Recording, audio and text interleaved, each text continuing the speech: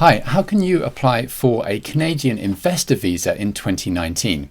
Now, the answer is the federal program is no longer available, but there is a provincial program that's of interest in Quebec, and that's what we're going to focus on today.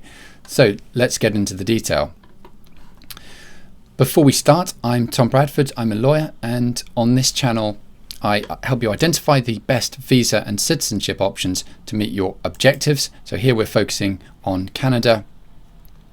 And I am particularly interested in business, investment, or residency objectives and helping you achieve them. So we're looking at Quebec. The Quebec Immigration Investor Program is a local provincial program. So Quebec, if you don't know about it, is one of the 13 provinces and territories of Canada. It's Canada's largest province by area, and it has the second largest population. It's not sovereign, so it's not a separate country. Of course, there were sovereignty referendums in 1980 and 95, which were rejected by the voters. So if you apply to settle in Canada, you can do so under the Quebec Immigrant Investor Program. A residence is then basically residents of Canada, just like under the old federal program. So let's make a start on the detail. The Quebec Immigrant Investor Program began in the 1980s, and it's assisted thousands of families to immigrate permanently to Canada over the past years. In many cases, the applicants might not otherwise have qualified, whether that was because of a language difficulty or age barrier or some other reason why they didn't qualify under any of the other Quebec or Canadian visa routes. So this is definitely one to consider if that is a barrier. As I say, there is an investment sum. So what is that sum? It's 1.2 million Canadian dollars. Now that works out at approximately 900,000 US dollars. So that compares relatively favorably to in the investor visa space. So in the UK, the minimum is 2 million sterling. And in yesterday's live webinar, I looked at the Irish investor program with you, and that at the lowest level is 1 million euros. So this is a sort of comparable amount. You secure your capital back after 5 years, but just like the Irish program I was talking about yesterday, or the option that I was looking at yesterday with you, the goal here isn't to secure a return on investment. There's no interest at the end of the period. It's designed to be low risk or very minimal risk, so that you secure your capital back. You basically park your investment funds for 5 years to secure residency, but then also a path to citizenship. Now, interestingly, under this route, you do need assets of 2 million Canadian dollars. So it can't be the case that after you've invested, you won't be able to support yourself. You can, however, finance the investment funds through a financial intermediary. There's 22 of them.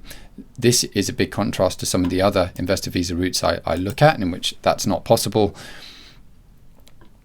And the next key requirement I want to focus on, and this is basically unique to the Canadian program, is the requirement for management experience.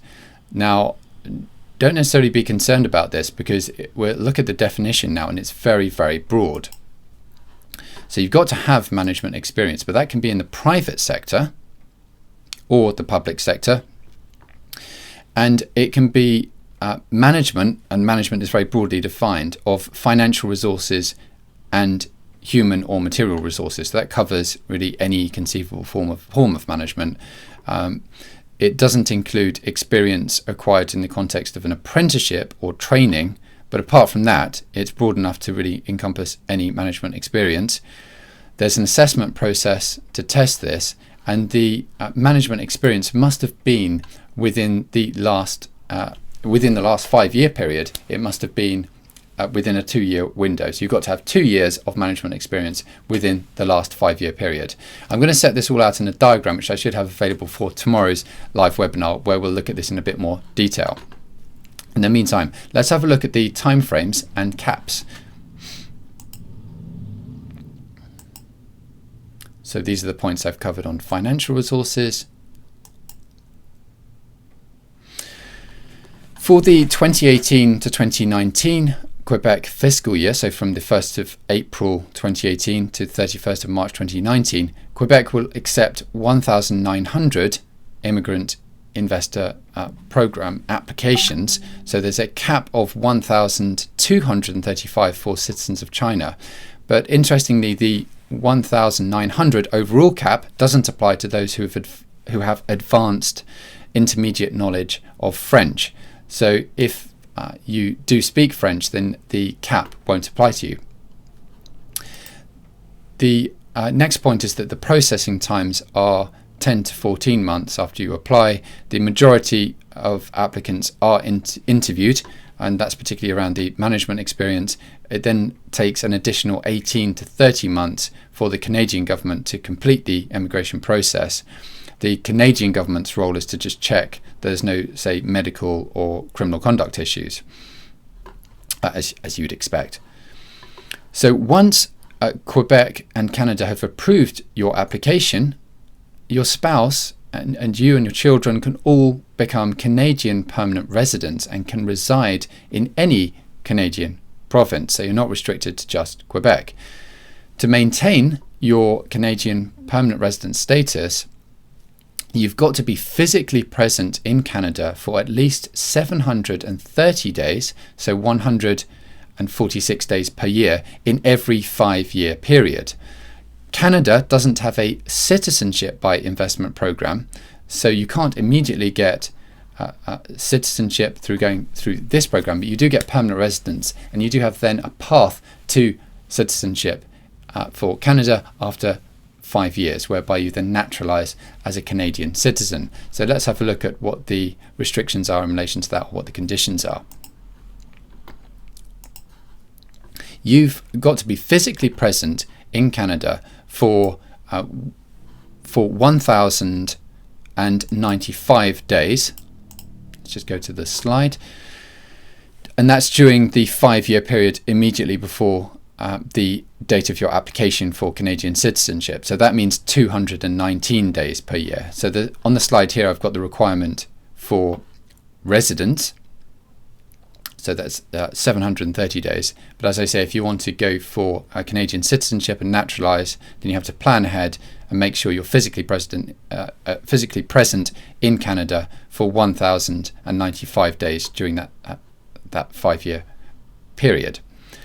So I just want to touch on some of the other programs. Of particular interest is the Startup Incubation Program, and I have a separate video on this which I'll link below. The Startup Program is very different though. It does require you to have a compelling business plan and build up a business. Only certain businesses qualify. Ideally you'd want a tech business which is very scalable, and optimal would be to have a business that's already profitable, so you're not just relying on a business plan.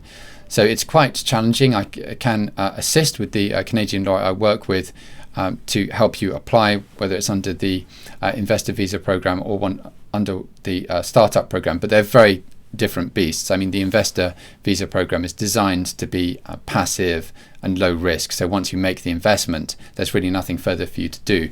Whereas the startup visa route is all premised on you establishing a business and building it up and making it profitable, getting staff, etc. So that's definitely not for everyone.